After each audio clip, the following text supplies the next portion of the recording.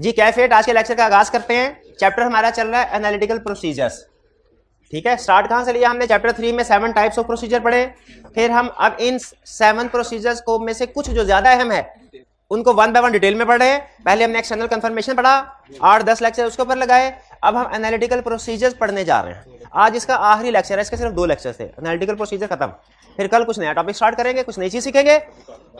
Analytical procedure में हाँ जी book आ गई है, क्लास खत्म होने से पहले इंशाल्लाह अवेलेबल होगी, बताया रास्ते में है, आ रही है, इन ट्रांजिट है। इंशाल्लाह क्लास खत्म होने से पहले आपके पास अवेलेबल, बुक शॉप पे अवेलेबल होगी आपके पास। पैसे दे देंगे तो अवेलेबल आपके पास भी हो जाएगी। अच्छा, तो एनालिटिकल प्रोसीजर्स हम पढ़ रहे हैं।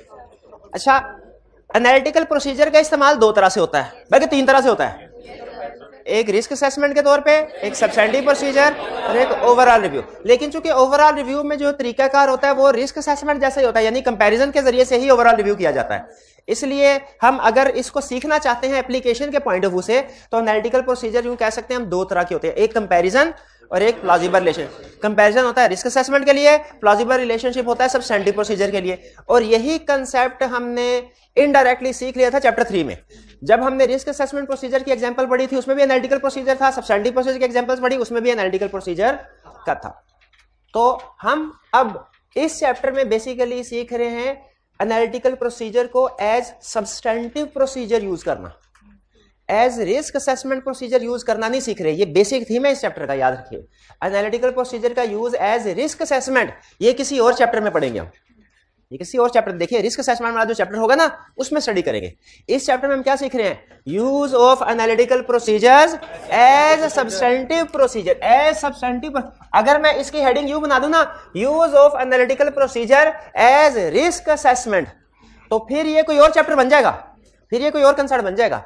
तो ध्यान में रखिएगा, एग्जाम में भी जब क्वेश्चन आए ना एनालिटिकल प्रोसीजर के साथ यूज पूछे तो आपने देख लेना है वो रिस्क असेसमेंट कह रहा है कि सब्सटेंटिव प्रोसीजर कह रहा है। तो यह सब्सटेंटिव प्रोसीजर। अच्छा, सब्सटेंटिव प्रोसीजर में तो हमारे पास टेस्ट ऑफ डिटेल्स भी होते हैं, एनालिटिकल प्रोसीजर भी होते हैं, लेकिन टेस्ट ऑफ डिटेल्स भी होते हैं। क्वेश्चन मेरा ये है कि दोनों में फर्क क्या है, पहला क्वेश्चन ये। और दूसरा क्वेश्चन ये कि स्टैंडर्ड ने क्यों एनालिटिकल प्रोसीजर के ऊपर तो इतनी गाइडेंस दी है हमें, टेस्ट ऑफ डिटेल्स के ऊपर इतनी ज्यादा गाइडेंस नहीं दी। रीजन सुन ले पहले, तो दोनों में फर्क सुन ले। एनालिटिकल प्रोसीजर और टेस्ट ऑफ डिटेल दोनों में कॉमन चीज क्या है? कॉमन क्या है? फर्क नहीं पूछा, कॉमन। दोनों में हम फाइनेंशियल स्टेटमेंट्स की इंफॉर्मेशन को, फिगर्स को वेरीफाई करते हैं। दोनों बेसिकली फाइनेंशियल स्टेटमेंट्स को वेरीफाई करने के लिए, इनमें से मिस स्टेटमेंट ढूंढने के लिए यूज होते हैं। ठीक है, लेकिन टेस्ट ऑफ डिटेल्स तरीकाकार है कि आपने किसी जिस चीज को वेरीफाई कर रहे हैं, जैसे सेल्स को, उसका टी अकाउंट ओपन करें, उसके टी अकाउंट में सैंपल बेस पे कुछ ट्रांजैक्शन सेलेक्ट करें और उन ट्रांजैक्शन को स्पोर्टिंग डॉक्यूमेंट्स के साथ चेक करें। कभी इंस्पेक्शन हो रही होगी, कभी उसमें हम कोई इंक्वायरी वगैरह कर रहे होंगे और दूसरे प्रोसीजर। ये है टेस्ट ऑफ डिटेल्स।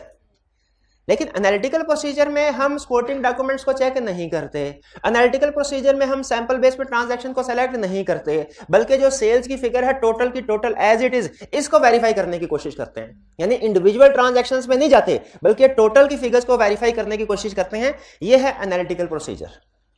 दोनों में फर्क आ गया। अच्छा, अब अगला क्वेश्चन कि एनालिटिकल प्रोसीजर जो है इसके ऊपर ज्यादा गाइडेंस क्यों है? टेस्ट इसके ऊपर ज्यादा स्टैंडर्ड है, टेस्ट ऑफ डिटेल्स के ऊपर स्टैंडर्ड नहीं है। इसकी रीजन वही है जो पॉजिटिव कंफर्मेशन और नेगेटिव कंफर्मेशन में पढ़े। देखिए कंफर्मेशन में हमने सीखा, गौर से सुनिएगा, एक पॉजिटिव है एक नेगेटिव है। कौन सी कंफर्मेशन लाउड है? दोनों लाउड है, दोनों लाउड है। लेकिन नेगेटिव कंफर्मेशन में चूंकि रिस्क थोड़ा सा ज्यादा होता है, इसीलिए उसमें उसने गाइडेंस ज्यादा दी कि कंडीशन पूरी हो फिर करना। एग्जैक्टली उसी तरह एनालिटिकल प्रोसीजर के बारे में स्टैंडर्ड में एक बात टेक्निकल लिखी हुई है, टेक्निकल है, समझ आ जाए तो ठीक, ना समझ आए तो इग्नोर कर दीजिएगा। वो कहते हैं, डिस्कशन करते हुए टेस्ट ऑफ डिटेल्स और एनालिटिकल प्रोसीजर की, कहते हैं test of details are more effective as compare to analytical procedure. Test of details are more effective but less efficient. मतलब क्या हुआ? टेस्ट ऑफ डिटेल में आप ज्यादा अंदर घुसते हैं चीजों के, ज्यादा मसले मसाइल आपके सामने आ सकते हैं, लेकिन इसमें एफर्ट्स ज्यादा लगती है, इसीलिए मोर इफेक्टिव तो है लेकिन लेस एफिशिएंसी का मतलब ये तो ना जल्दी जल्दी काम करना, लेस एफिशिएंट है। और एनालिटिकल प्रोसीजर के बारे में क्या कह रहा है कि ये मोर एफिशिएंट है लेकिन लेस इफेक्टिव है। क्योंकि इनमें बाजुकात होता है कि अगर कोई एक ही एरिया के अंदर एक डेबिट पे गलत ट्रांजैक्शन है और साथ ही क्रेडिट पे गलत ट्रांजैक्शन है, तो अगर आप टेस्ट ऑफ डिटेल परफॉर्म कर रहे होंगे ना तो आप इन गलतियों को आइडेंटिफाई करने के काबिल होंगे। लेकिन अगर आप टोटल को वेरीफाई कर रहे होंगे तो चूंकि डेबिट भी वही क्रेडिट भी वही, नेट ऑफ जीरो, टोटल में शायद आप इसको आइडेंटिफाई ना कर पाए। समझ रहे हैं? तो analytical procedure more efficient but less effective.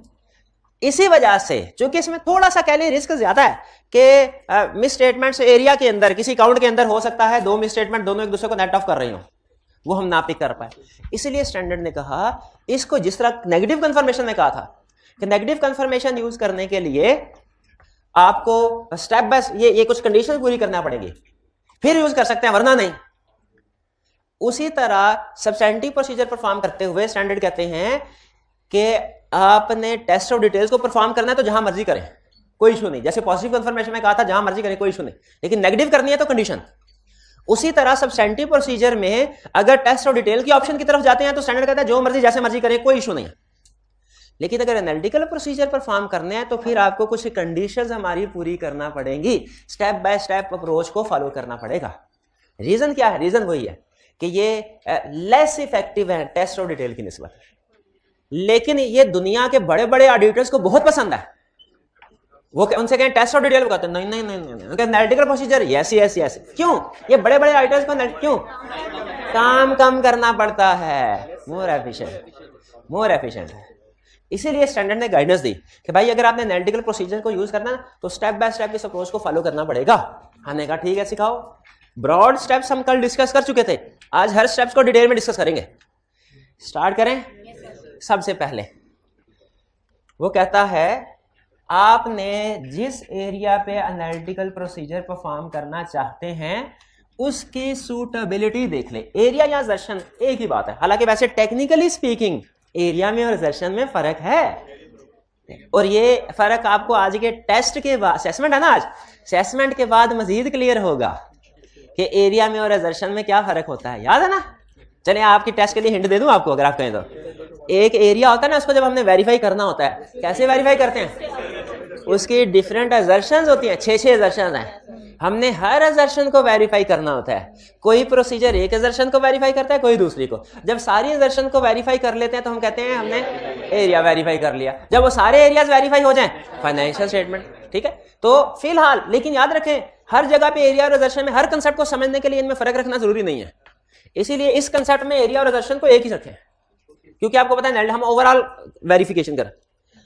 तो कहता है डिटरमिन सूटेबिलिटी, सबसे पहले ये देखो जिस एरिया में काम कर रहे हो, जिस असर्शन पे काम कर रहे हो, वो एनालिटिकल प्रोसीजर के लिए सूटेबल है भी कि नहीं। हमने कहा इसका क्या मतलब हुआ? उसने कहा मतलब इसका ये हुआ कि टेस्ट और डिटेल्स तो हर एरिया पे परफॉर्म कर सकते हैं, एनालिटिकल प्रोसीजर हर एरिया पे नहीं कर सकते। टेस्ट ऑफ डिटेल्स हर एरिया पे, एनालिटिकल प्रोसीजर्स कुछ एरियाज पे कर सकते हैं, कुछ पे नहीं कर सकते। हमने कहा फॉर एग्जांपल, उसने कहा जिन एरियाज में रिलेशनशिप्स प्रिडिक्टेबल हैं, जिन एरियाज में आपस में रिलेशनशिप है और आप प्रिडिक्ट कर सकते हैं कि इसकी वजह से दूसरे पे क्या इंपैक्ट होगा, उसमें एनालिटिकल प्रोसीजर सूटेबल हैं। और जिन एरियाज में आप प्रिडिक्ट नहीं कर सकते उनमें एनालिटिकल प्रोसीजर सूटेबल नहीं। जैसे बताइए सेल्स बढ़ेगी, सेल्स पिछले साल सेल्स थी 10,000, कमीशन था 1,000, इस साल सेल्स हुई 15,000, कमीशन कितना हो गया 15। आपने प्रिडिक्ट कर लिया ना, कर लिया, इसका मतलब है सेल्स कमीशन पे आप एनालिटिकल प्रोसीजर परफॉर्म कर सकते हैं। अच्छा, पिछले साल सेल्स थी 15,000 और क्रेडिटर्स थे 5,000, इस साल सेल्स है 30,000, क्रेडिटर्स कितने हैं?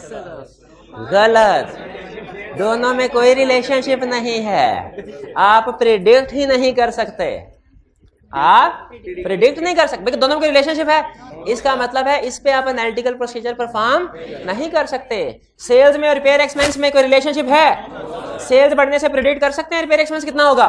तो जहां पे प्रिडिक्शन नहीं कर सकते, जहां पे रिलेशनशिप्स नहीं है, जहां पे एरियाज का कोरिलेशन नहीं है एक दूसरे के साथ, प्लॉजिबल रिलेशनशिप नहीं है, वहां पे एनालिटिकल प्रोसीजर भी यूजेबल नहीं है। या तो फिर बताइए सेलिंग कमीशन को सेल्स के साथ रिलेशनशिप है? अगर हमने सेल्स वेरीफाई कर ली है तो सेलिंग कमीशन को एनालिटिकल प्रोसीजर से वेरीफाई कर सकते हैं, बिल्कुल उसकी परसेंटेज लेके अप्लाई कर लें। लेकिन क्या एडमिन एक्सपेंसेस का सेल के साथ कोई ताल्लुक है? क्योंकि हमें पता है कि सेल्स बढ़ने से सेलिंग एक्सपेंस बढ़ते हैं, लेकिन एडमिन एक्सपेंसेस नहीं बढ़ते।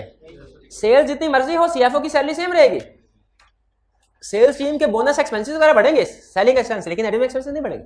तो एग्री करते हैं कि सेलिंग एक्सपेंस पे आप एनालिटिकल प्रोसीजर परफॉर्म कर सकते हैं विद रिस्पेक्ट टू सेल, लेकिन एडमिन एक्सपेंस पे नहीं कर सकते। इस तरह और भी एग्जांपल है। फिक्स एसेट आपने वेरीफाई कर ली है, अब डेप्रिसिएशन एक्सपेंस एनालिटिकल सूटेबल है, लेकिन मार्केटिंग एक्सपेंस नहीं है। मार्केटिंग एक्सपेंसेस का फिक्स एसेट्स के साथ कोई रिलेशनशिप नहीं है, ठीक है। तो ये पहला लेसन, इसका मतलब है पहला लेसन हमने ये सीखा कि हालांकि एज ऑडिटर हमारे लिए एनालिटिकल प्रोसीजर हमें बहुत अच्छे लगते हैं, लेकिन अनफॉर्चुनेटली हम हर एरिया में एनालिटिकल प्रोसीजर परफॉर्म नहीं कर सकते। कुछ एरियाज में कर सकते हैं और कुछ एरियाज में नहीं कर सकते। ये लेसन है पहले पॉइंट का, ये समझ आया आपको?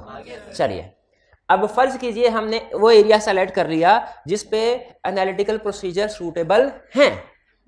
अब अगला क्वेश्चन, फिर वो कह रहा है suitability also depends on assertion and risk assessment, ठीक है। असर्शन है, इसको सिर्फ याद कर लें, काफी है, ये रटे वाला पॉइंट है। सूटेबिलिटी आल्सो, अभी आपने बार बार पूछना नहीं है। और ये ऑनलाइन वाले भाई व्हाट्सएप ग्रुप में भी मेहरबानी आपकी, जो चीज मैं कह दूं ना रटे, आंखें बंद करके तवार कर रहे हैं, रटे वाली है। Suitability also depends on assertion and risk assessment. छोड़े, सिर्फ एक चीज में सूटेबिलिटी, रिलेशनशिप वाली एग्जांपल ध्यान में रखें। रिलेशनशिप है प्रेडिक्टेबल, जो सूटेबिलिटी आल्सो डिपेंड्स रिलेशनशिप के साथ साथ असर्शन और रिस्क असेसमेंट की भी बात कर रहा है, लेकिन ये आपने याद कर लेना, ठीक है। वैसे रिस्क असेसमेंट चलते चलते बता दूं, जहां पे किसी एरिया में रिस्क ज्यादा होगा वहां पे नॉट सूटेबल, शाबाश। वहां पे ना, वहां पे फिर क्या सूटेबल होगा? अच्छा, यही कंसेप्ट मुझे लग रहा है हमने कंफर्मेशन में भी पढ़ा था। जहां पे रिस्क ज्यादा हो वहां पे नेगेटिव कंफर्मेशन नॉट एप्ट। तो कौन से वही यहां पे कि रिस्क ज्यादा हो तो असर्शन ऐसी है जो रिस्की है, उसमें रिस्क ज्यादा है, तो नेगेटिव नॉट अप्रोप्रिएट। फिर क्या अप्रोप्रिएट? चले, समझ आ गया, ठीक। नहीं समझ आया तो आगे चले, ये लाइन को ये समझ आनी चाहिए। आगे चलते हैं। To evaluate reliability of data. देखिए, किसी भी एरिया में आपने एनालिटिकल प्रोसीजर परफॉर्म करना हो ना, कोई ना कोई डाटा आपको कंफर्म है चाहिए, कंफर्म है चाहिए। जैसे फर्ज कीजिए कोई एरिया बताइए जिस पे आप एनालिटिकल प्रोसीजर परफॉर्म करना चाहते हैं, अपनी मर्जी, जजमेंट की बेस पे। ये ना सोचे कि सर ने बताया नहीं। फिक्स एसेट डेप्रिसिएशन, यानी इसमें, अच्छा इसमें ये देखें, अगर फिक्स एसेट वेरीफाइड है ना तो डेप्रिसिएशन पे एनालिटिकल प्रोसीजर परफॉर्म कर सकते हैं।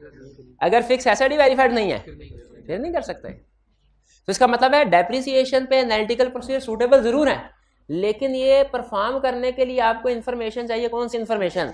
फिक्स एसेट का वेरीफाइड होना।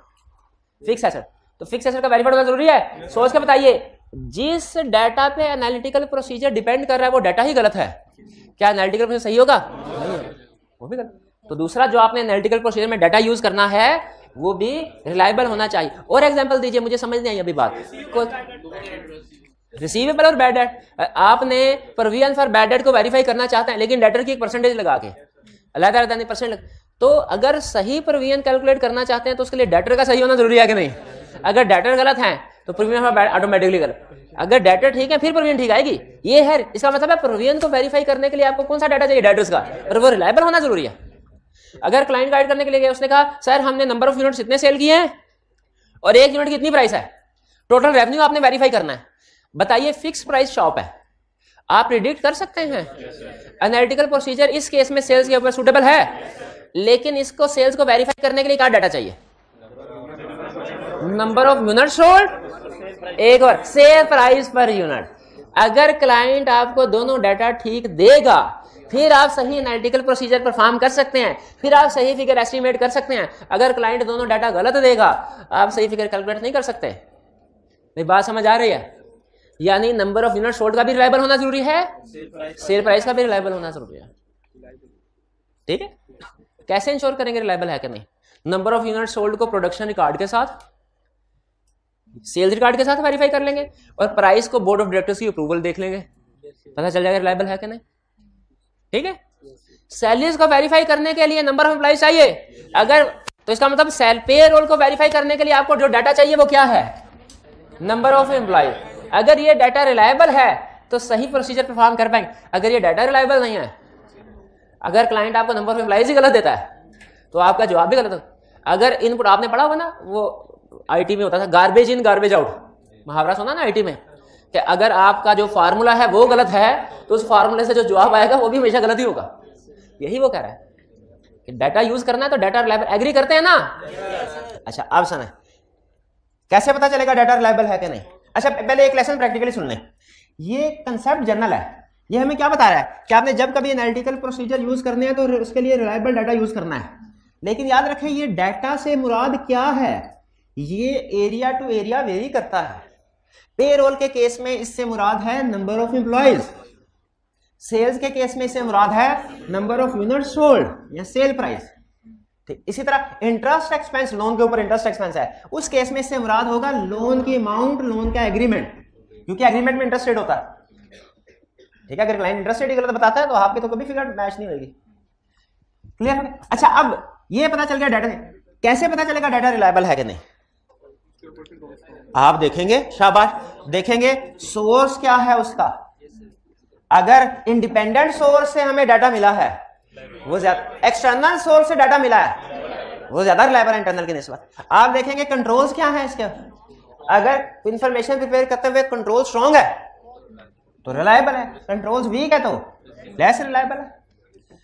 ये सोर्स का मतलब है इंफॉर्मेशन मिली कहां से, इंडिपेंडेंट से मुराद एक्सटर्नल है। आप इसको इंडिपेंडेंट को काट के इंडिपेंडेंट मुश्किल लग रहा है, इसको एक्सटर्नल करना है। एक्सटर्नल सोर्स से जो इंफॉर्मेशन मिलेगी वो ज्यादा रिलायबल है, ज्यादा रिलायबल है। ठीक है, हाँ लेकिन देखें इंफॉर्मेशन डिफरेंट सोर्सेज से मिलते हैं, सेल प्राइस तो इंटरनली मिलेगी, तो अगर इंटरनल हो तो फिर क्या रूल है, फिर दूसरा रूल लगाए, कंट्रोल स्ट्रांग है तो फिर इंफॉर्मेशन रिलायबल है।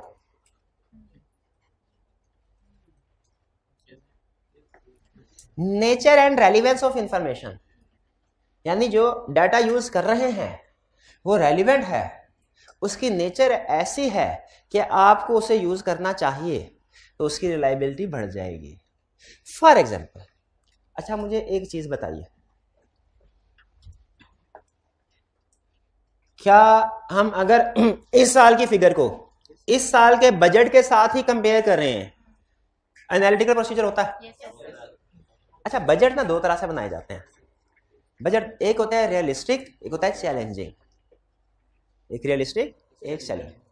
रियलिस्टिक क्या, पिछले साल हमने 500 मिलियन की सेल की थे, इस साल टारगेट रखो कोई 600 मिलियन का। ठीक है, रियलिस्टिक।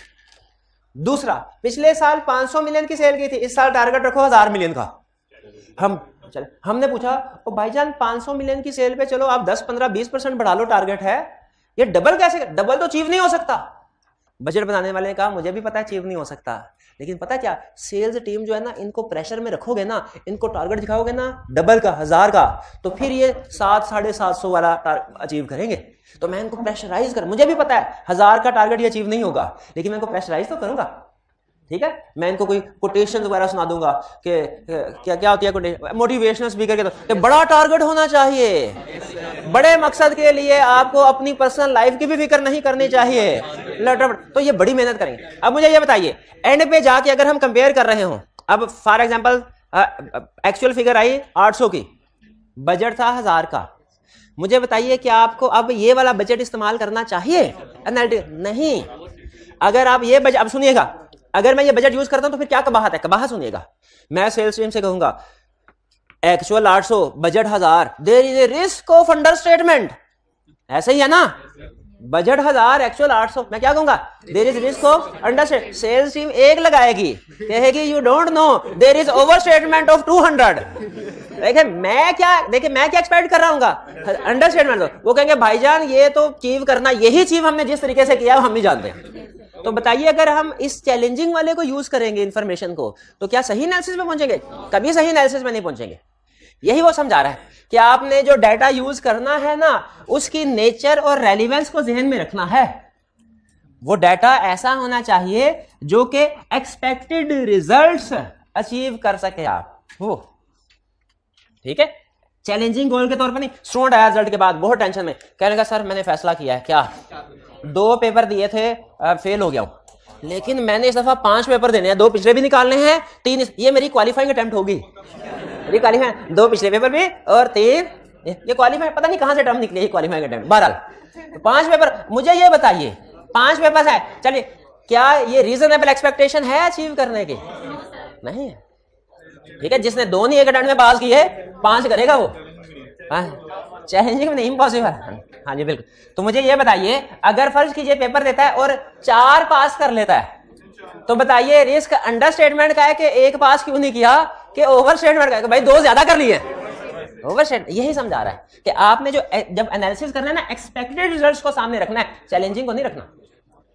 आगे comparability of information, analytical procedure का बल्कि कंपैरिजन का एक असूल है, क्या लाइक विद लाइक को कंपेयर करना है, लाइक विद लाइक को कंपेयर करना है, यानी एक जैसी चीजों को आपको अच्छा मुझे ये बताइए एनालिटिकल प्रोसीजर में हम कंपेरेबल पार्ट सेम एंटिटी को यूज कर सकते हैं? एग्जांपल में पढ़ा था ना, बजट वाली एग्जांपल थी तो कंपेरेबल पार्ट्स वाली भी थी। अच्छा एक ब्रांच है, एक पेट्रोल पंप है, स्टेशन है, उसमें सिर्फ पेट्रोल बेचते हैं, दूसरा है जिसमें पेट्रोल के साथ सीएनजी भी बेचते हैं, तीसरा है जिसमें पेट्रोल के साथ सीएनजी के साथ ट्रक शॉप भी है। अब बताइए ये इन तीनों के रिजल्ट्स को कंपेयर किया जा सकता है? तो जो सीएनजी बेचता है उसको सीएनजी वालों के रिजल्ट के साथ ही कंपेयर करना चाहिए भाई, ऐसे है ना। ये है लाइक विद लाइक कंपेरेबिलिटी का कंसेप्ट, कि जब आपने कंपेयर करना है फाइनेंशियल तो डाटा यूज करना है ना, तो कंपेरेबल डाटा यूज करना है। हमारी कुछ इंश्योरेंस सेक्टर में कुछ कंपनीज होती हैं जो लाइफ इंश्योरेंस प्रोवाइड करती हैं, कुछ ऐसी कंपनीज होती हैं जो नॉन लाइफ इंश्योरेंस प्रोवाइड करती हैं, कुछ ऐसी कंपनीज होती हैं जो दोनों प्रोवाइड करते हैं।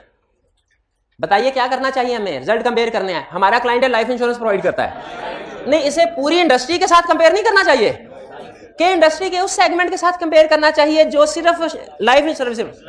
ये है कंपेरेबिलिटी का concept, compare like with like, comparison करना। हाँ हमारा एक क्लाइंट है वो सिर्फ गाड़ियां बेचता है, दूसरा वो गाड़ियां और मोटरसाइकिल दोनों बेचता है। अब दोनों के एक्सपेंसेस की नेचर डिफरेंट होगी, दोनों के जो है रेवेन्यू वगैरह में डिफरेंस होगा, प्रॉफिट मार्जिन में डिफरेंस होगा।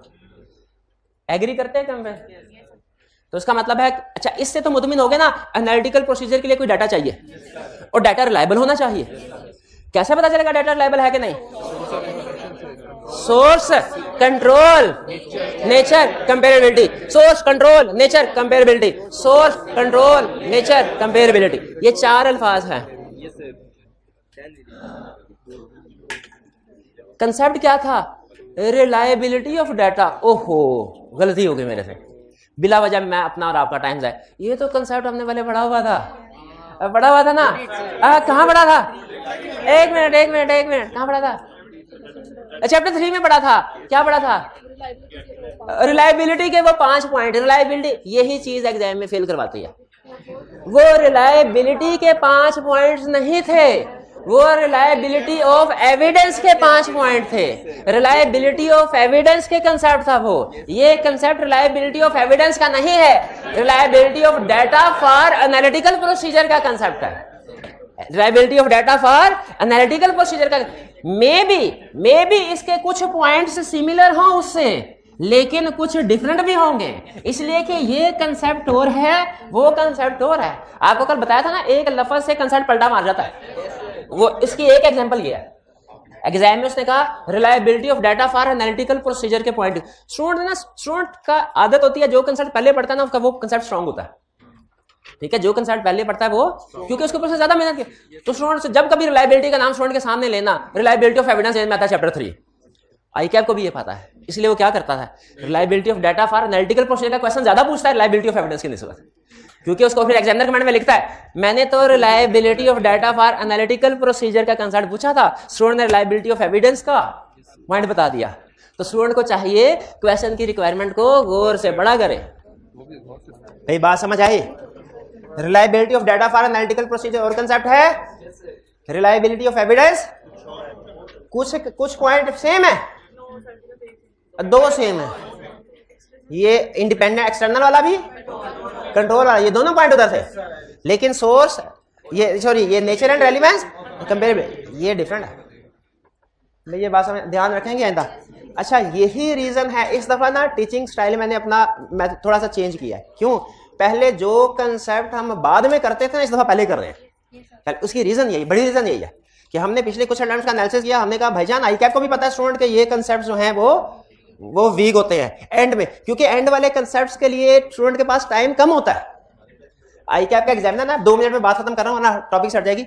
आई कैप आप जब पेपर देने जाते हैं ना, ये 3 लोगों में जंग होती है, एक आई कैप, एक आप और एक टीचर। हमारा भी इम्तिहान होता है, हमारा भी नहीं आई कैप की साइड में, आप लोगों की साइड ऐसे ना करें यार। आप हमारी छतरछाया में पढ़ के आप हम आपको भेजते हैं जंग लड़ने के लिए, तो ऐसा थोड़ी होता जाके आई कैप की तरफ। हम नहीं आई कैप को बताते, हम नहीं बताते कि हमारे स्टूडेंट का ये कंसेप्ट वीक है, ये स्ट्रॉन्ग है, हम नहीं बता। आई कैप को खुद ही पता चल जाता है। कैसे?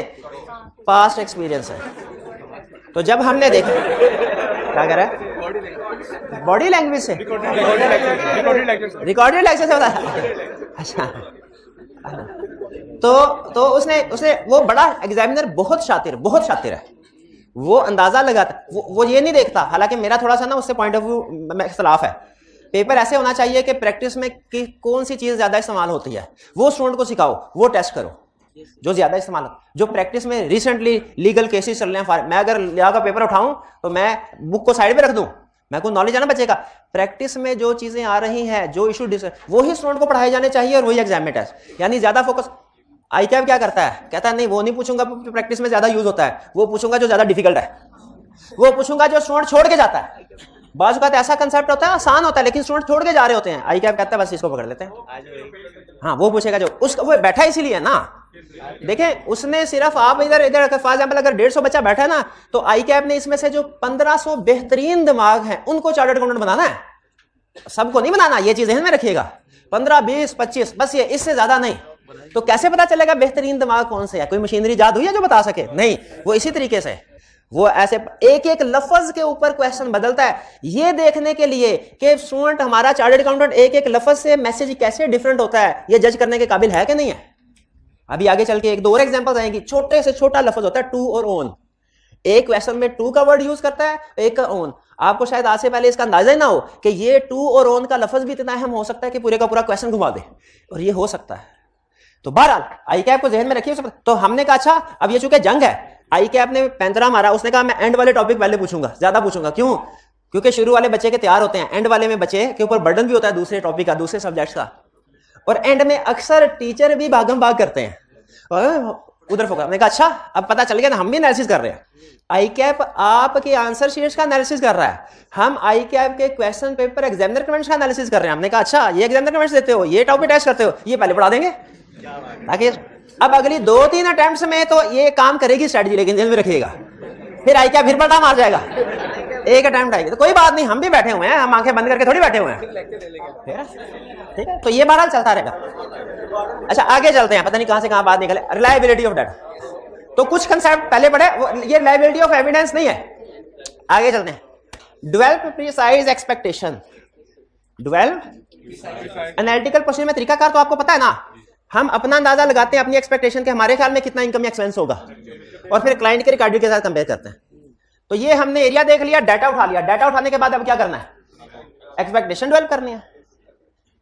एक्सपेक्टेशन, लेकिन एक्सपेक्टेशन क्या होनी चाहिए, प्रिसाइज।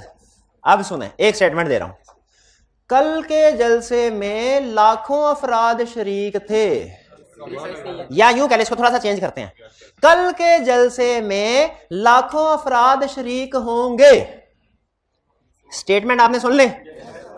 अच्छा मुझे बताइए, कल के जलसे में अगर 25 लाख अफराद शरीक होते हैं तो पॉलिटिशियन आके क्या कहेगा, देखा कहा नहीं था लाखों अफराद शरीक होंगे। और अगर कल के जलसे में 2.5 लाख अफराद शरीक होते हैं फिर क्या कहेगा, देखा कहा नहीं था लाखों अफराद शरीक होंगे। हालांकि 2.5 लाख में और 25 लाख में जमीन आसमान का फर्क है, लेकिन स्टेटमेंट ही ऐसी जनरलाइज कर दी, आप गलत साबित नहीं कर सकते जितना मर्जी जोर लगा लें, क्योंकि उसने कहा था लाखों अफराद ही कहा था ना। पॉलिटिशियंस तो इस तरह के अल्फाज इस्तेमाल कर सकते हैं, हम अकाउंटेंट्स इस तरह के काम नहीं कर सकते।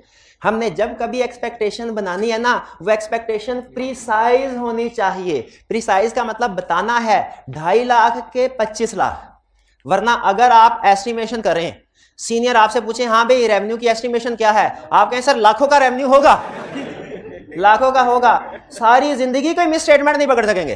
क्लाइंट का रेवेन्यू 2.5 लाख हुआ, फिर भी आप कहेंगे ठीक है सर मेरी एक्सपेक्टेशन यही थी। क्लाइंट का रेवेन्यू 25 लाख हुआ, फिर सर मेरी एक्सपेक्टेशन यही थी। तो यहां पे ये सिखा रहा है कि एक्सपेक्टेशन आपकी क्या होनी चाहिए, लेकिन प्रिसाइज एक्सपेक्टेशन के लिए जरूरी है आपके पास इंफॉर्मेशन जो है ना वो ज्यादा से ज्यादा मौजूद हो। अवेलेबिलिटी ऑफ इंफॉर्मेशन, इंफॉर्मेशन ज्यादा अवेलेबल होनी चाहिए।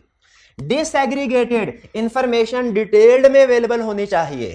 Accuracy with which results can be predicted, आप रिजल्ट्स को एक्यूरेटली प्रिडिक्ट करने के काबिल हो। इन शॉर्ट आपको एक ही कह रहा है। एक बात, तीनों पॉइंट ना इंटरलिंक्ड है, तीनों पॉइंट को समरी करके ना एक ही पॉइंट बताऊं आपको। वो कह रहा है अगर आप प्रिसाइज एक्सपेक्टेशन डेवलप करना चाहते हैं ना, तो जितनी ज्यादा डिटेल्ड इंफॉर्मेशन अवेलेबल होगी उतना ज्यादा एक्यूरेटली आप एक्सपेक्टेशन डेवलप कर सकते हैं। जितनी ज्यादा डिटेल्ड इंफॉर्मेशन होगी उतना ज्यादा प्रिसाइज एक्सपेक्टेशन डेवलप कर सकते हैं। मिठाई की दुकान पे हम रेवेन्यू एस्टिमेट कर रहे हैं, हमने आज कितनी मिठाई बेचे। उसने कहा सर मिठाई जो है ना वो आज वो कई सौ किलो बेच दी, हमने कई सौ किलो बेच दी। अच्छा और रेट क्या था सर, मुख्तलिफ रेट थे मुख्तलिफ मिठाइयों के, तो हजारों रुपए किलो के हिसाब से बेच दी। अब इससे भी अगर आप एक्सपेक्टेशन कहने को डेवलप कर सकते हैं, प्रिसाइज नहीं होगी। प्रिसाइज एक्सपेक्टेशन के लिए आपको चाहिए कि भाई कितनी किस्म की मिठाइयां थी, हर एक का एग्जैक्ट रेट क्या था। डिसएग्रीगेटेड इंफॉर्मेशन अवेलेबल होगी, जितनी ज्यादा डिसएग्रीगेटेड अवेलेबल होगी उतना आप एक्यूरेटली प्रिसाइज एक्सपेक्टेशन सकते हैं। समझ आई बात की। फिर आगे एक्सपेक्टेशन डेवलप कर ली, अब क्या करना है, क्लाइंट के एक्चुअल के साथ कंपेयर करना है और देखना कोई ना कोई डिफरेंस जरूर आएगा, कोई ना कोई डिफरेंस, क्योंकि इतनी हमारी परफेक्ट एक्सपेक्टेशन नहीं हो सकती कि एग्जैक्ट क्लाइंट पे फिट बैठ जाए। कभी कभार हो भी जाती है लेकिन रेयर चांस होता है।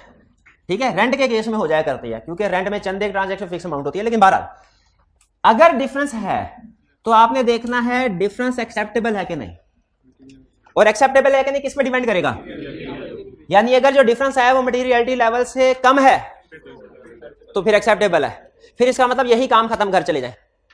और अगर डिफरेंस मटेरियलिटी लेवल से ज्यादा है, एक्सेप्टेबल नहीं है, क्या करें, इन्वेस्टिगेट करें। इन्वेस्टिगेट करने का मतलब होता है इंक्वायर करें क्लाइंट से। कल एक स्टूडेंट आ गया कहने लगा सर आप गलत पढ़ा रहे हैं ऑडिट। वो कैसे, मैं कहा आपने कहा इन्वेस्टिगेशन जो है एनालिटिकल प्रोसीजर की डेफिनेशन में आपने लफ्ज इस्तेमाल किया इन्वेस्टिगेशन का। इन्वेस्टिगेशन का मतलब क्या होता है, पूछताछ करना। मैं कहा हाँ पूछताछ करना। मैंने कहा वो तो इंक्वायरी है। मैं कहा हाँ है, अलहदा से पूछे थे इंक्वायरी, लेकिन अगर एनालिटिकल प्रोसीजर परफॉर्म करते हुए इंक्वायरी करें वो एनालिटिकल प्रोसीजर ही समझी जाती है। डेफिनेशन ने कहा है कि जो इन्वेस्टिगेशन आप एनालिटिकल प्रोसीजर का डिफरेंस इंक्वायर करने के लिए करेंगे वो एनालिटिकल प्रोसीजर ही समझी जाएगी। तो अब ये बजाहिर आपको इंक्वायरी नजर आ रही है कि इंक्वायर करे कोई इनकंसिस्टेंसी फ्लक्चुएशन। इनकंसिस्टेंसी फ्लक्चुएशन का मतलब यही है कि जो आपकी एस्टिमेटेड अमाउंट है जो क्लाइंट की एक्चुअल है, इनमें क्या डिफरेंस है। इससे मुराद इंक्वायर क्लाइंट से क्या करेंगे, ये इंक्वायरी है कि एनालिटिकल प्रोसीजर है। डेफिनेशन में लिखा हुआ है कि इसको एनालिटिकल प्रोसीजर ही समझा जाएगा। अच्छा क्लाइंट ने जो भी जवाब दे दिया उसको एज इट इज मान लें, ट्रू मान लें कि कोरोबोरेट करें। कोरोबोरेट करने का मतलब क्या होता है, कंफर्म करें, चेक करें ठीक भी है कि नहीं। क्लाइंट गोली तो नहीं करा रहा, गोली समझते हैं, गोली है बहाना टोपी ड्रामा है। शाबाश, आप तो समझते ही हैं। अच्छा तो ये कोरोबोरेट करना है। अगर कोरोबोरेट हो जाए तो अच्छी बात, और अगर कोरोबोरेट ना हो तो फिर आपके एनालिटिकल प्रोसीजर एविडेंस नहीं दे सके आपके। अब एनालिटिकल प्रोसीजर अगर एविडेंस नहीं दे सके तो क्या करें, अदर प्रोसीजर बोले तो टेस्ट ऑफ डिटेल। शाबाश शाबाश, कुछ समझ आया। अच्छा वैसे तो यहाँ पे अब कंसेप्ट कंप्लीट, भाई 500 बता दिए, कंसेप्ट कंप्लीट हो गया। अगर आप कहें तो कुछ प्रैक्टिकल एग्जांपल्स भी शेयर कर लें क्विकली 5-6 मिनट में, जिससे हमारी एक तरह से क्विक रिवीजन भी हो जाएगी। अच्छा पहले ये कर लें, हाँ चले ये कर लें, ये ना एग्जांपल के चक्कर में मेन कंसेप्ट रह जाए। एनालिटिकल प्रोसीजर के यूजेस 3 है। शाबाश, risk assessment, substantive procedure, overall. Risk assessment नहीं पढ़ा, क्यों, वो दूसरे चैप्टर में पढ़ेंगे रिस्क असेसमेंट वाले में। सब्सटेंटिव प्रोसीजर पढ़ लिया, कौन सा रह गया, ओवरऑल कंक्लूजन करता कौन है वाला, पार्टनर। अब वो क्यों करते हैं use in farming overall conclusion, क्यों? ताकि वो कॉरोबरेट कर लें, कंफर्म कर लें कंक्लूजन। कौन से कंक्लूजन? जो इंडिविजुअल कंपोनेंट से मुराद एरिया है, इंडिविजुअल एरियाज पे परफॉर्म किए गए हैं, इंडिविजुअल एरियाज पे परफॉर्म किए गए हैं। एक दफा क्या हुआ, एक लाइन के ऊपर मेरे पास एरिया था इन्वेंट्री का, मुझे आज तक याद है, क्लास हुई नहीं बोलती कभी, इन्वेंट्री का। दूसरा बंदा था, उसके पास एरिया था सेल्स का। मुझे अपने प्रोसीजर परफॉर्म करते हुए चेक करना चाहिए था सेल्स के एरिया में क्या चल रहा है, क्या प्रोसीजर परफॉर्म कर रहे हैं। नहीं किया, क्योंकि मैं उसके एरिया का जिम्मेदार था। सेल्स में तबाही भी फिर थी तो वो जिम्मेदार था, मैं थोड़ी था। मैंने बिल्कुल इन्वेंट्री पे सही काम किया और मेरा काम ठीक था। सेल्स वाले ने भी काम किया, उसका काम भी ठीक था। हमने लहदा इंडिविजुअल एरिया पे काम किया, पार्टनर के पास गए। अब मुझे बताइए, हम तो इंडिविजुअल एरिया के लिए रिस्पॉन्सिबल थे, पार्टनर इंडिविजुअल एरिया के लिए रिस्पॉन्सिबल होता है कि ओवरऑल कंक्लूजन के। उसने पहला सवाल ही ऐसा पूछा, पैरों थले जमीन निकल गई महाभारत। उसने कहा इन्वेंट्री का एरिया किया आपने? मैंने कहा जी। आपने एक मूवमेंट बनाई होगी, एक मूवमेंट बनती होती है, ओपनिंग इन्वेंट्री क्वांटिटी में कितनी थी? आप तो अमाउंट में लिखते हैं ना, cost of sale, opening stock add purchases minus sales is equal to closing stock, इस तरह। तो वो क्वांटिटी में भी बनाते हैं कि यूनिट कितने आए, ओपनिंग में कितने यूनिट थे, परचेज कितने हुए, सेल के क्लोजिंग में कितने, उनकी फिर वेरिफिकेशन की जाती है जो क्लोजिंग में पड़े होते हैं। मैंने कहा सर 10,000 यूनिट आउट हुए। पार्टनर ने सवाल क्या पूछा, आपके वेयर हाउस से इस साल कितने यूनिट्स आउट हुए? मैंने कहा 10,000। पार्टनर ने सेल्स वाले से क्या पूछा, बोला आपके पास कितने यूनिट की सेल आई है? उसने कहा सर 9,500 यूनिट की सेल। उसने पूछा 500 यूनिट किधर गए? पहले मेरे से पूछा, मेरी जाने वाला। मैंने कहा सर मेरे से कसम उठवाले हैं 10,000, वेरीफाई किया हुआ है, 10,000 यूनिट आउट हुए हैं इन्वेंट्री से। सेल्स वाला कहने लगा सर मेरे से भी कसम ले, कंफर्म है 9,500 ही रेवेन्यू है और है नहीं। पार्टनर कहने लगा बताए 500 गया तो गया किधर? अच्छा अब देखे, इन्वेंट्री वाला भी ठीक है, सेल वाला भी, लेकिन पार्टनर भी ठीक है, क्योंकि पार्टनर ने ओवरऑल कंक्लूजन देना है ना। पार्टनर को इस चीज से गर्ज नहीं कि ये एरिया ठीक है, ये एरिया, पार्टनर को इस चीज से गर्ज है कि इंडिविजुअली ठीक है, कलेक्टिवली ये सारे ठीक लिंक हो रहे हैं कि नहीं, एक दूसरे के साथ कोऑपरेट हो रहे हैं कि नहीं हो रहे? नहीं हो रहे थे, दोनों की क्लास की, दोनों की। फिर उसके बाद भागे भागे क्लाइंट पे गए।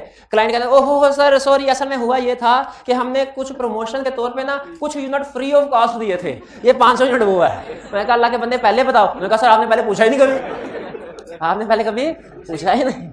मैंने कहा ठीक। तो मुझे ये बताइए, पार्टनर्स ने जो ओवरऑल कंक्लूजन देना है ना, तो उसमें जो इंडिविजुअल एरियाज हमने वेरीफाई ऑलरेडी किए हुए हैं, एंड पे उसे दोबारा कॉर्पोरेट करना चाहिए कि नहीं? करना चाहिए। अच्छा आपके ख्याल में ये जो उसने टोटल देखा, टोटल इधर से उठ के गए इधर आए कि नहीं आए, ये एनालिटिकल प्रोसीजर है कि टेस्ट ऑफ डिटेल? ये था। और यही चीज फिर अल्टीमेटली असिस्ट करती है पार्टनर को अपना ओवरऑल कंक्लूजन ड्रॉ करने में, ओवरऑल कंक्लूजन फाइनेंशियल में ठीक है कि नहीं। जब सारे एरियाज पे पार्टनर देख लेता है एक दूसरे के साथ कंसिस्टेंट है, एरियाज एक दूसरे के साथ कंसिस्टेंट है का मतलब क्या है, जितनी सेल्स इधर से उठी इन्वेंट्री से आउट हुई उतनी सेल्स उधर भी गई है सेल में, जितनी परचेजेज रिकॉर्ड हुई है उतनी इन्वेंट्री वेयर हाउस में आई भी है। ठीक है, ये है ओवर एरियाज, इंडिविजुअल एरियाज की आपस में एक दूसरे के साथ कंसिस्टेंसी देखना। तो इसी पर्पस के लिए पार्टनर ओवरऑल रिव्यू करता है। ओवरऑल रिव्यू किस लिए करता है partner? To corporate conclusion drawn during audit of individual. जो हम बच्चों ने, ट्रेनी स्टूडेंट्स ने इंडिविजुअल ड्रॉ किए होते हैं कंक्लूजन, उनको कॉर्पोरेट करने के लिए कि उनमें कोई कमी बेशी रह तो नहीं गई।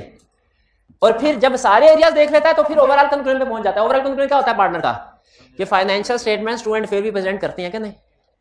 अच्छा मुझे बताइए, एंड पे ये प्रोसीजर परफॉर्म हो रहा था और एक रिव्यू में रिस्क निकल आया कि इधर से 10,000 इन्वेंट्री उठी है, उधर 9,500 का, 500 किधर गई?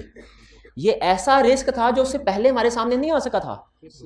तो मुझे अभी याद आता है, मुझे पार्टनर को ये कहना चाहिए था सर पहले बताते तो हम काम कर लेते, अब तो ऑडिट का एंड आ गया, अब कुछ नहीं हो सकता, अब जितना मर्जी रिस्क आ जाए अब हम मजीद कोई प्रोसीजर परफॉर्म नहीं कर सकते। मुझे ये कहना चाहिए था, शुक्र है मैंने नहीं कहा, क्योंकि स्टैंडर्ड में लिखा हुआ है क्या कि अगर आपको रिस्क आइडेंटिफाई हो जाए ना, रिस्क आप एक दफा रिस्क असेसमेंट कर ले, बाद में नया रिस्क आ जाए, आप ये नहीं कह सकते मैंने एक दफा काम कर लिया दोबारा नहीं करूंगा, दोबारा रिस्क को रिवाइज भी कर सकते हैं।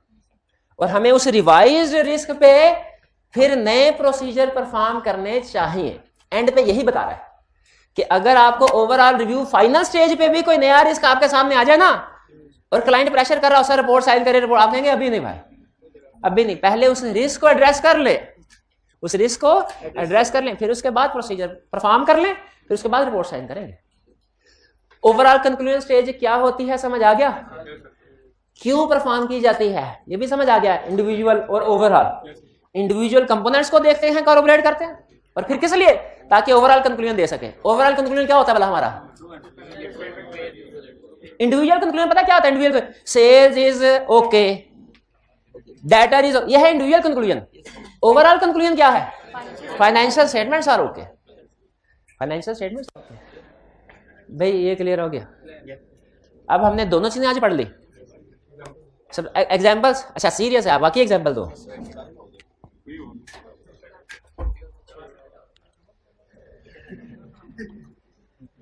जल्दी से 10 मिनट के अंदर 2 एग्जांपल्स है, दोनों निपटाने हैं। एक क्लाइंट गाइड करने के लिए गए, वो गाड़ियां बेचते थे, ठीक है, गाड़ियां ऑटोमोबाइल व्हीकल्स, गालियां नहीं बेचते थे, गालियां तो फ्री में मिलती हैं, चाहिए? हाँ, ले लो 2-4, कोई हफ्ता गुजर जाएगा तुम्हारा इसी। तो व्हीकल बेचते थे। अच्छा, ऑडिटिंग स्टैंडर्ड ये कहते हैं, मैं उस ऑडिट पे मेरे जिम्मे एरिया आया सेल्स का। मैं भागा क्लाइंट के पास गया। ऑडिटिंग स्टैंडर्ड ये कहते हैं जब कभी आप किसी भी क्लाइंट पे जाए ना, पहले अंडरस्टैंडिंग ऑफ एंटिटी जरूर ऑब्टेन करें, क्लाइंट क्या करता है, कैसे करता है, अंडरस्टैंडिंग, ये आपके रिस्क असेसमेंट के काम आती है। मैंने क्लाइंट से कहा सर क्या करते हैं, उसने कहा कार्स बेचते हैं। मैंने कहा अच्छा प्राइस सेम है कि हर एक के साथ अलग नेगोशिएशन करते हैं? मैंने कहा सर प्राइस फिक्स्ड है, प्राइस हमारे फिक्स्ड है। वो क्लाइंट था यार, आपको बताता हूँ, होंडा क्लाइंट था। मैंने कहा प्राइस फिक्स है। मैंने कहा अच्छा बन गया काम? क्यों कहा बन गया काम? प्रोसीजर। मैंने कहा सेल्स ये सूटेबल है, सेल्स सूटेबल। अच्छा उससे पहले एक और क्लाइंट था पीडीसीएल, उस पर भी ऑडिट करने के लिए गए थे, उस पे सेल सूटेबल नहीं थी। सेल सूटेबल है, क्यों बोला सूटेबल नहीं थे? हर एक का बिल लाया, इन भाईजान का 2,500 है, उनका 26,000 आ जाता था, उस पर एनालिटिकल प्रोसीजर नहीं चलते थे। इस पे मैं बड़ा खुश हुआ, मैंने कहा चलो एक टफ क्लाइंट के बाद इजी क्लाइंट आ गया, सेल्स सूटेबल है। बताइए क्या इस केस में पहला डिसीजन कीजिए, सेल्स का एरिया इस क्लाइंट का सूटेबल है फॉर एनालिटिकल प्रोसीजर? ओके हो गया। नेक्स्ट, मुझे कुछ डाटा चाहिए था, मैंने क्लाइंट से डाटा मांगा। बताइए क्या डाटा मांगा होगा? मैंने कहा नंबर ऑफ कार सोल्ड दीजिए और इसकी सेल प्राइस दीजिए। उसने नंबर ऑफ कार सोल्ड दी, फर्ज कीजिए मुझे फिगर्स भूल गई है, 10,000, और सेल प्राइस उसने दी 20 मिलियन से 45 मिलियन। ये डाटा। अच्छा अभी फिलहाल इसको छोड़ दें, ये क्या है? ये प्राइस थी, ये नंबर 20 लाख, 20 लाख से 45 लाख था, 20 लाख से 45। अब ये मुझे बताइए क्या क्लाइंट ने जो मुझे डाटा दिया मैं एज इट इज यूज कर लेता? चाहिए तो सही, मुझे इन दोनों को मल्टीप्लाई करूंगा तो फिर ही एक्सपेक्टेड रेवेन्यू आएगा ना। चाहिए तो क्या एज इट इज यूज कर लूं कि रिलायबिलिटी को वैल्यूएट करूं? गेस कीजिए कैसे वैल्यूएट किया होगा? इसको प्रोडक्शन रिकॉर्ड से इन्वेंट्री काउंट के साथ कंपेयर किया, ये फिगर ठीक है कि नहीं? इसको डायरेक्टर्स की अप्रूवल के साथ कंपेयर किया, रिलायबल हो गया। फिर मैंने कहा कि अच्छा 20 लाख से लेके 45 लाख, तो इसका मतलब ये हुआ जो इसका रेवेन्यू है वो 200 लाख से लेके 450 लाख तक हो सकता है, ठीक है ना? क्योंकि प्राइस 20 लाख से लेके 45 लाख तक थी। ये मैंने क्या किया? एक्सपेक्टेशन डेवलप की। क्या ये एक्सपेक्टेशन प्रिसाइज है? नहीं है। मेरे सीनियर ने कहा ऐसे काम नहीं करना, प्रिसाइज एक्सपेक्टेशन डेवलप करो। मैंने कहा सर प्रिसाइज एक्सपेक्टेशन के लिए तो मुझे डाटा चाहिए, इंफॉर्मेशन चाहिए, और उसे डिसएग्रीगेट होना जरूरी है। मैंने क्लाइंट से कहा ये 20 लाख 45 लाख का क्या चक्कर है? उसने कहा सर हम 2 मॉडल, उस वक्त 3 थे, एग्जांपल सिंपल रखा, 2 मॉडल यूज करते हैं, एक सिटी एक सिविक। सिटी का रेट 20 लाख है, सिविक का फॉर एग्जांपल 45 लाख है। तो मैंने कहा भाई ये मुझे बताओ ना, अब बताइए क्या मुझे दोनों गाड़ियों का इकट्ठा डाटा यूज करके रेवेन्यू एस्टिमेट प्रिसाइज एक्सपेक्टेशन कैसे डेवलप होगी? मैंने कहा सर क्या आपके पास इंफॉर्मेशन अवेलेबल है कि इस total number of car sold में सिटी कितनी है, सिविक कितनी है? मैंने कहा है। मैंने कहा क्या आप डिसएग्रीगेट करके दे देंगे कि इसमें से सिटी के कितने नंबर है? उसने कहा बिल्कुल दे देंगे। मैंने कहा लाइए। अब फिर मैंने दोनों का लादा करके जो सिटी के नंबर थे उसको सिटी की प्राइस से मल्टीप्लाई किया, सिविक के नंबर को सिविक से अब रेवेन्यू आया, बताइए प्रिसाइज एक्सपेक्टेशन डेवलप हुए? मैंने उसे क्लाइंट की फिगर के साथ मैच किया, थोड़ा बहुत फर्क था, उन्होंने कहा हम कुछ डीलर को डिस्काउंट वगैरह देते हैं उस वजह से फर्क है। मैंने कहा ठीक है, वो डिफरेंस इमटेरियल था। फिर मैंने कहा ओके, घर ये होता है अच्छे क्लाइंट का फायदा कि नॉर्मली चीजें मैच कर रही होती है, कंट्रोल स्ट्रांग होते हैं। हाँ, लेकिन अच्छा क्लाइंट हमें लिफ्ट ज्यादा नहीं कराता, ठीक है, वो हमें कोई वीआईपी प्रोटोकॉल नहीं देता, लेकिन बहरहाल वहां पे कंप्लीट हो गया। क्या हमें सफिशिएंट एप्रोप्रिएट ऑडिट एविडेंस मिल गया? इस स्टेज की बारी ही नहीं आई। अब दूसरी एग्जांपल वो जिसमें इस स्टेज की बारी आई, एक हॉस्पिटल था, उसमें भी मेरे जिम्मे रेवेन्यू का एरिया आया। ऑडिटिंग स्टैंडर्ड में एक जगह लिखा हुआ है कि आप जब कभी ऑडिट करने के लिए जाएं, सबसे पहले अंडरस्टैंडिंग ऑफ एंटिटी ऑब्टेन करें कि क्लाइंट क्या करता है, कैसे करता है। ये रिस्क असेसमेंट में काम आती है। मैंने क्लाइंट से जाके पूछा क्या करते हैं, उसने कहा आपके सामने है सर, मरीजों का इलाज करते हैं। हाँ, कैसे करते हैं? मैंने कहा नहीं ज़बानी कलामी समझाएं। मैंने कहा सर सुनिए, हमारे पास दो तरह के पेशेंट आते हैं, एक को हम कहते हैं आउटडोर पेशेंट, एक को कहते हैं इनडोर पेशेंट। आउटडोर पेशेंट वो होता है जो आता है, पर्ची बनवाता है, डॉक्टर को दिखा के चेकअप करवाता है, चला जाता है। उसमें हमने एक ही फीस रखी हुई है 100 रुपया। अच्छा एग्जाम्पल मैं सिंप्लीफाई कर रहा हूँ, प्रैक्टिकली उसमें कई डिपार्टमेंट्स थे, हर डिपार्टमेंट की फीस रहती है, 100 रुपया फीस रखी हुई है। मैंने कहा बिल्कुल ठीक है। मैंने कहा दूसरा दूसरा सर इंडोर है, वो लैदा काउंट रखा हुआ है। मैंने कहा इंडोर का क्या फर्क है? कहते हैं इंडोर में वो पेशेंट्स आते हैं जिनका मसला ज्यादा सीवियर होता है, उनको एडमिट करते हैं। और मैंने कहा उनको एडमिट तो कर लेते हैं, छोड़ते कब है? मैंने कहा डिपेंड करता है सर, बाज़ औक़ात तो शॉर्ट ट्रीटमेंट होता है, 4-5 घंटे में उनको डिस्चार्ज, बाज़ औक़ात 4-5 महीने भी लग जाते हैं, जिसमें डिफरेंट टाइप्स ऑफ सर्जरी होती है, डॉक्टर के विजिट्स होते हैं, मेडिसिन के खर्चे होते हैं। बाज़ औक़ात अगर छोटा स्टे है तो हो सकता है 5,000 बिल बने, ज्यादा स्टे है तो 25-30 लाख तक का भी बिल बन जाता है। अब ये दो तरह के रेवेन्यू थे, एक इंडोर एक आउटडोर। मुझे बताइए, क्या मैं रेवेन्यू को इकट्ठा करके वेरीफाई करता कि स्ट्रैटिफिकेशन करता? यही स्टैंडर्ड कहते हैं, स्ट्रैटिफिकेशन करो। स्ट्रैटिफिकेशन की मैंने, सोच के बताइए किस असर्शन, किस एरिया, किस अकाउंट के ऊपर एनालिटिकल प्रोसीजर सूटेबल है, किस में नहीं है? आउटडोर में एनालिटिकल पर सूटेबल है, क्योंकि आप प्रिडिक्ट कर सकते हैं रेवेन्यू कितना होगा। इंडोर में प्रिडिक्ट नहीं कर सकते। हो सकता है मरीज 5,000 में छुट जाए जान इसकी, हो सकता है 5 लाख बिल बने। एग्जैक्टली ऐसे ही किया। आउटडोर रेवेन्यू के ऊपर मैंने कहा एनालिटिकल प्रोसीजर डिसीजन क्या एनालिटिकल प्रोसीजर परफॉर्म करेंगे, इंडोर के ऊपर टेस्ट ऑफ डिटेल्स। अब इंडोर को साइड पे करते हैं, आउटडोर के ऊपर आ जाए।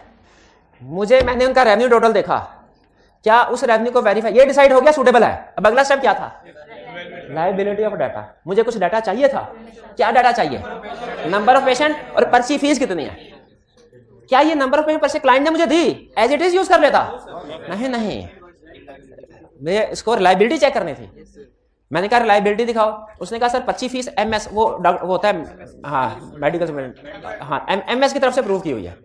और मैंने कहा डाटा, उसने कहा हमारे पास जितने भी पेशेंट आते हैं पर्ची बनती है ना, एक रजिस्टर में सबकी एंट्री होती है, उस रजिस्टर में मैं आपको एंट्री दिखा, जैसे आप स्टूडेंट है ना कॉलेज में आते हैं, आपको एक नंबर साइन किया जाता है, एंट्री होती है, पता चल जाए कि कितने।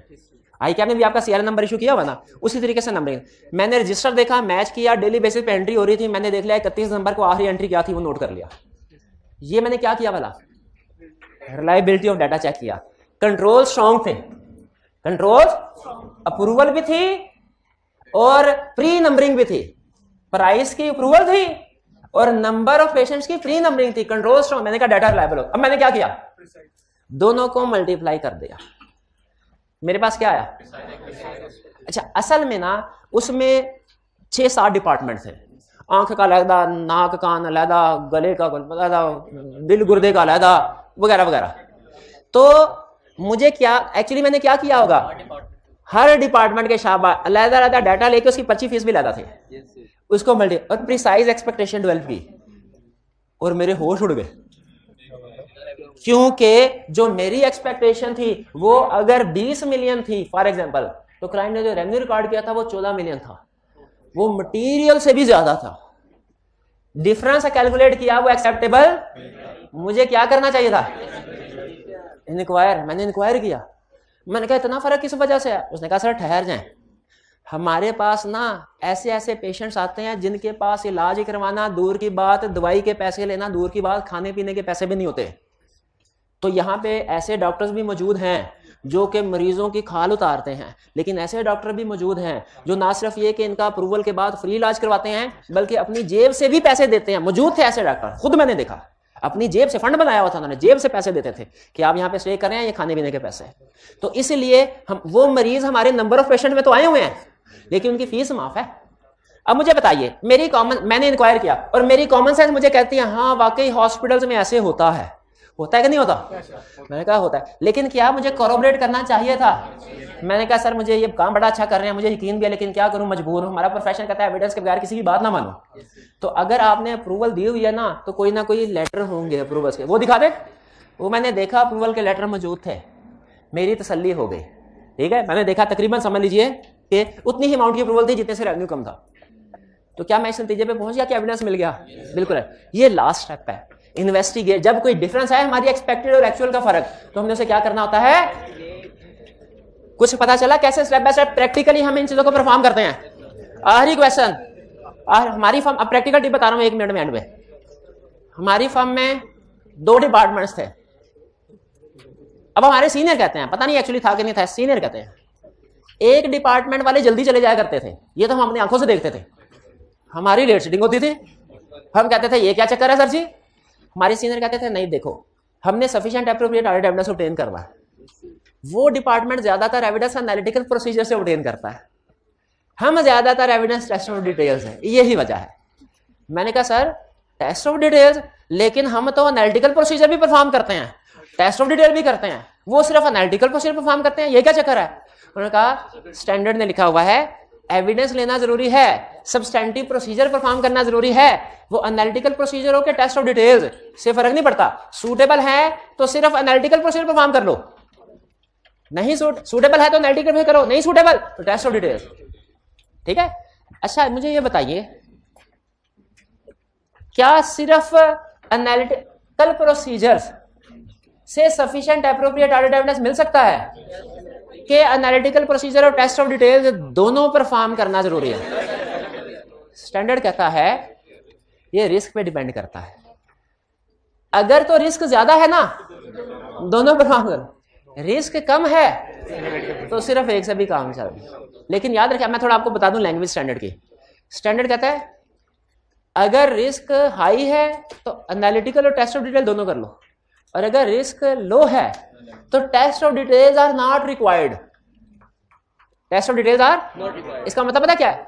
टेस्ट ऑफ डिटेल लाजमी नहीं है, लेकिन करना चाहो तो कर लो। इसीलिए वही क्लाइंट जब दूसरे ग्रुप वालों के पास जाता था, वो एनालिटिकल प्रोसीजर जिन जिन एरिया में लगता था वहां पे लगा के जल्दी फारिग हो जाते थे। वही क्लाइंट हमारे ग्रुप के पास आता था तो हम एनालिटिकल प्रोसीजर भी लगा, जब हम पार्टनर से, सीनियर से कहते थे सर ये तो सिर्फ एनालिटिकल प्रोसीजर भी एविडेंस मिल जाता है, तो टेस्ट ऑफ डिटेल लिखा हुआ है रिक्वायर्ड नहीं है, तो वो कहते थे समझो बात को, रिक्वायर्ड नहीं है लेकिन मना भी नहीं है, तो पार्टनर का ऑर्डर है कि करना है टेस्ट ऑफ डिटेल तो करना है। असल में जब रिस्क ज्यादा हो ना, पार्टनर फील करे, तो वो एनालिटिकल प्रोसीजर के साथ कहते हैं इसी एक ही एरिया के ऊपर एनालिटिकल प्रोसीजर के साथ टेस्ट ऑफ डिटेल भी परफॉर्म करो।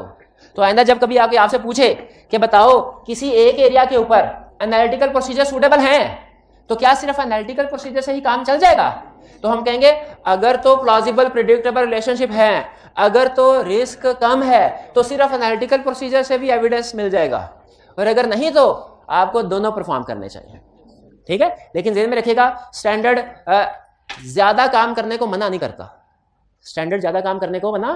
तो अगर आपने एनालिटिकल प्रोसीजर परफॉर्म कर लिए लेकिन आपका दिल कर रहा है मजीद काम करने को, टेस्ट ऑफ डिटेल भी करना चाहते हैं, कर सकते हैं, बिल्कुल कर सकते हैं। क्लियर? ये छोटा सा कंसेप्ट है एनालिटिकल में। आज हमने क्या सीखा? एनालिटिकल प्रोसीजर के 5 स्टेप्स और फिर उसके बाद ओवरऑल कंक्लूजन। क्लियर? चलिए अब आपकी होम असाइनमेंट आप नोट कर लीजिए। इसके साथ हमारा ये चैप्टर कंप्लीट हो गया। कल इंशाल्लाह हम नया चैप्टर स्टार्ट करेंगे नेक्स्ट। आज का लेक्चर यहाँ खत्म करते हैं हम। अल्लाह हाफिज।